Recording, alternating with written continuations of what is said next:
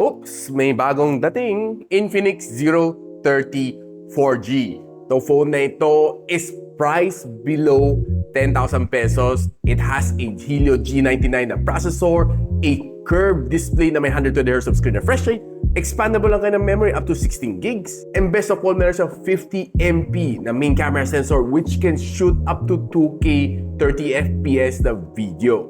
And I'll tell you more as we go along after this quick unboxing.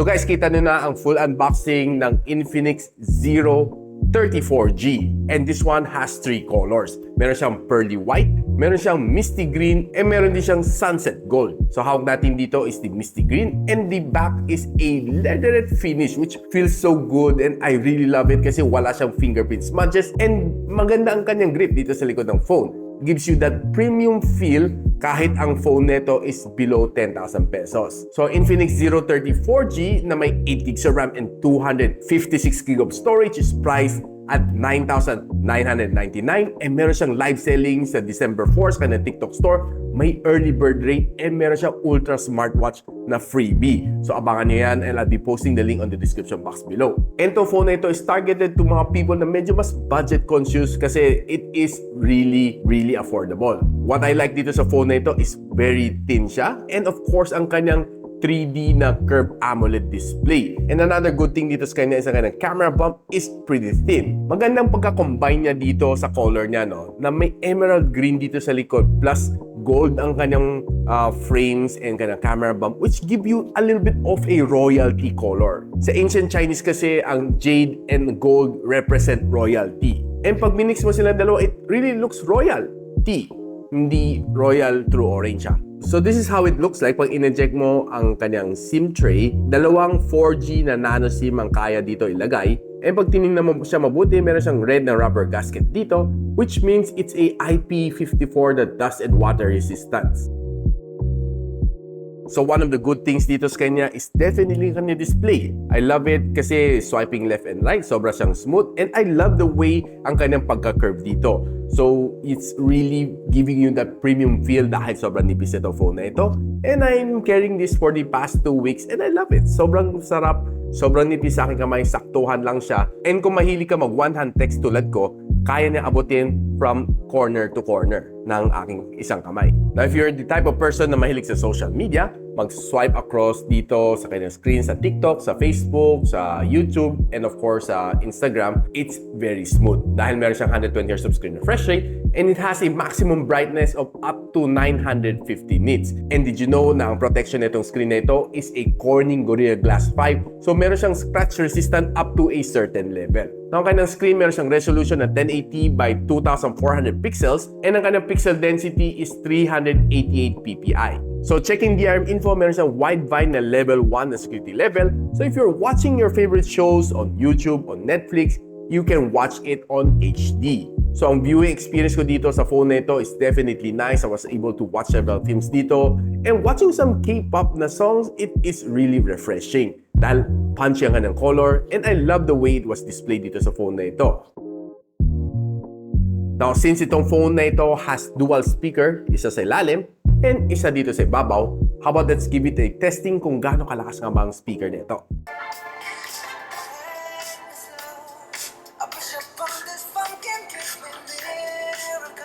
Maganda nga ng sound na, even that it's standing next to me, itong phone na ito, malakas ka ng sound. And I'll tell you na okay siya for Spotify, for gaming, and for watching video.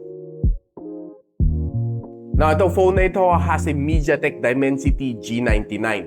And ang kanyang processor was able to give me a 419,000 points dito sa Antutu benchmark, which is quite fair naman dito sa kanyang processor.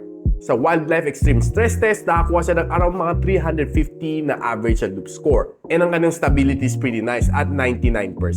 Ito naman nakuha niya dito sa Geekbench na CPU test. And ito naman nakuha niya dito sa GPU test. And further letting you know na okay itong processor niya dahil it was able to give me almost all green dito sa thermal throttling test. And nag-throttle siya to 89% ng kanyang maximum performance. So checking some specs dito sa kanya, this one is running XOS version 13 inside Android version 13. And ang GPU niya is Helio G99.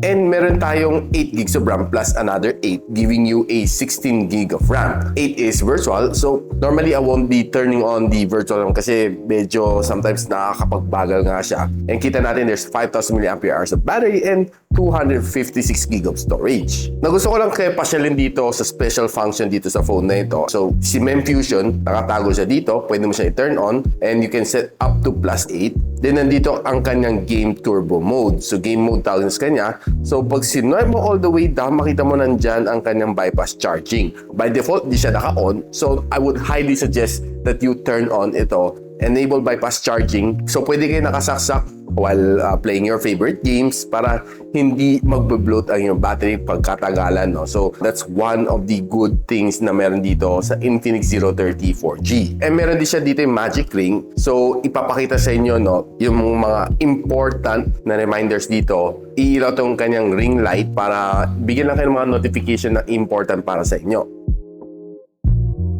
Now, the phone na ito has a standard na 5,000 mAh of battery supporting up to 45 watts na fast charging. So, charging your phone from 0 to 100 takes you roughly mga isang oras tapos na ang charging ng phone na ito. And on day-to-day usage, itong phone na ito can let you use one whole day without even charging. As long as normal lang yung gamit, walang heavy gaming or walang whole day taking video, kayang-kaya na one whole day. And further giving you some benchmark, it was able to give me a 14 hours na screen on time dito sa phone na ito, which is pretty nice, oh. Very solid din and very makunat tong phone na ito pagdating sa battery endurance.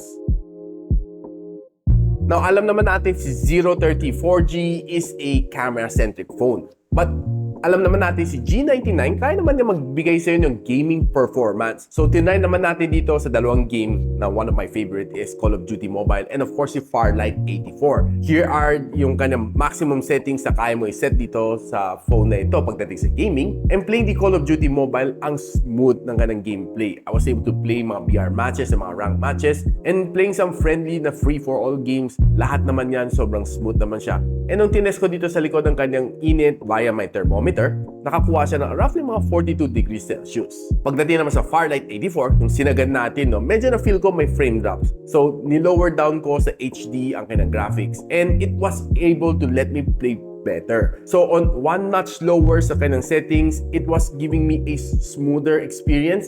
Medyo konting frame drop, siguro hindi ko na masabing maiwasan na there's none along the way. Siguro nung heavy battle na, nung babakbakan na kami talaga, ang dami namin on that certain battlefield, mafe-feel mo na medyo nag-slow down konti. But nevertheless, I would say na it is really a good gameplay sa Farlight 84. Now, one thing that I can recommend you is that you might want to peel off itong original na screen protector film niya, or you can buy some finger sleeve like this one na nabili ko from FlyDG, and it's going to help you a lot better pagdating sa gaming.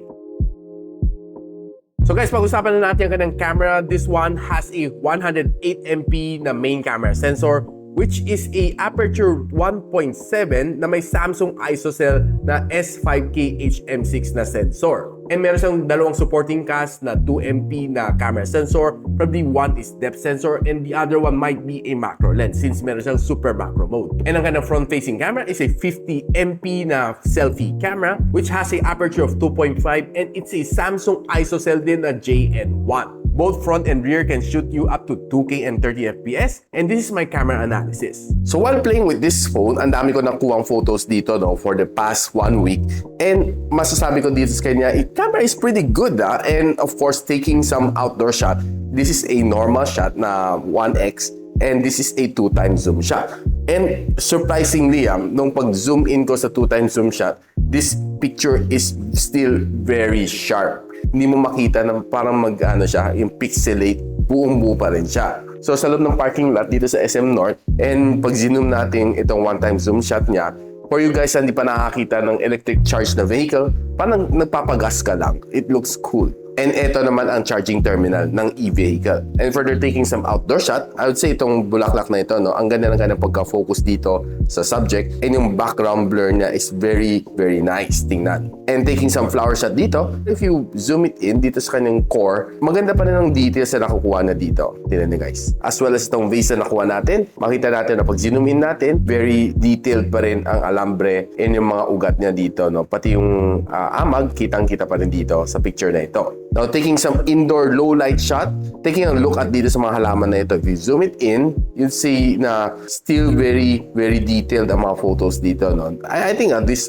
kind of photos are very much Instagrammable. As well as itong shot na ito, it's a very dramatic shot. And I think may pagka-halogen light niya dito sa mga pillow niya. No? Still preserve yung mga details ng kanyang pillow pag zoom in natin, no? And I think I love this shot. Taking some of this seafood shot, ang ganda ng pagka-shot din dito. Kita mo yung mga reflection ng tubig sa shell ng crab. It's very nice, no? Nagsishine pa rin siya. Taking some apparel shot dito sa Nike, yung mga details ng kanang tela. Pag zoom in mo, no? Kitang-kita mo yung details. And one of my favorite shot is this one, no? Kita mo yung signage ng car park. And yung likod niya, yung katamtaman na blur lang. Hindi siya sobrang blur out. Though nakafocus dito sa car park na signboard, yung likod niya is katamtaman na blur, no? So, medyo kita mo pa rin mga nakasulat sa likod. Taking some food shot din, you'd see ang ganda rin mga details na dito. It looks really nice and yummy. And gusto ko lang i-highlight na some of these shots na nakuha ko sa Crocs. Very colorful, very sharp ang image na nakuha ko dito, no? For a smartphone below 10K. So, tinry din natin tong camera niya under low light sa night mode, no? I would say some of these shots na nakuha natin sa mga Christmas decors is really nice and maganda pagka-focus sa subject na dito kay Santa Claus. No, pag tinignan mo tong shot na ito, you might look okay, but pag tinignan mo dito sa tower na ito, overall the shot's nice, medyo overexposed nga lang on some parts. Now, taking some selfie, use it from facing camera, pag zoom in mo, makita mo mga details sa aking mukha, no? Pretty much preserved, but surprisingly, the camera is pretty good for outdoor. And pag medyo madilim ang background, it's still taking in some nice photo, like sa loob ng parking lot. And medyo mas stop siya ng konti pag nasa loob ng low light, no? Sa loob ng stores. But on other occasion, kaya naman mag-perform kahit low light, siguro dahil sa focusing lang, no? Depending sa lighting. Now, strolling on indoors, okay ang kanyang video, no? Ang problem ko dito is a little bit shaky, but overall, the video dito is not so bad, and I would say na pwede mo gamit ito to take TikTok videos or vlog videos. Now, shooting a 2K na video dito using the rear camera, okay naman ang kanyang resolution, but medyo nakakahilo konti kasi medyo papansin mo medyo shaky siya. Siguro, if there's a chance na kaya ayusin continue Infinix to via software update, might be better, or you might need to grab a gimbal to make it more stable pag nag-shoot ka ng video. So guys, after playing with this phone for roughly 2 weeks dito, ano masasabi ko dito? Below 10,000 pesos, itong phone na ito is priced at 9,999 and 9,999, tama, apat na 9, which is really a steal, lalo na kung makapagbili kayo sa kanilang TikTok store on December 4 for 8,981. Dito nyo naman malalaman dito sa Gadget Sidekick na binulong ko na sa inyo. Straight ang presyo niya, which is definitely sobrang mura, no? And plus, meron siyang free na ultra na smartwatch. So of course, don't forget to check it out on the description box below para sa TikTok link. And performance-wise, itong phone na ito, wala akong problema. Mabilis siya, and I'm really happy with the camera performance. And the gaming experience on this phone is pretty not bad. I'm really happy with it. And of course, ang kanyang battery is quite good as well. So all of that for just 9,000 pesos. Guys, wala kayong talo dito sa phone na ito. Perfect na perfect for Christmas gift para sa inyong sarili. And ang kanyang curved AMOLED display is definitely the winner dito sa phone na ito dahil sobra na nipis. So guys, kung meron kayong kaibigan na naghanap ng good smartphone below 10,000 pesos, please share this link to them para makatulong sa kanila. Baka ito na ang smartphone na hinahanap-hanap nila. So of course, a sub to this channel would definitely be appreciated, and I'll see you on my next video. And so, ako para si Richmond, and you're watching Gadget Sidekick. like and subscribe to my channel. Don't forget to hit that notification bell. For one of my latest uploads, click the dito. And for one of my popular uploads, click here.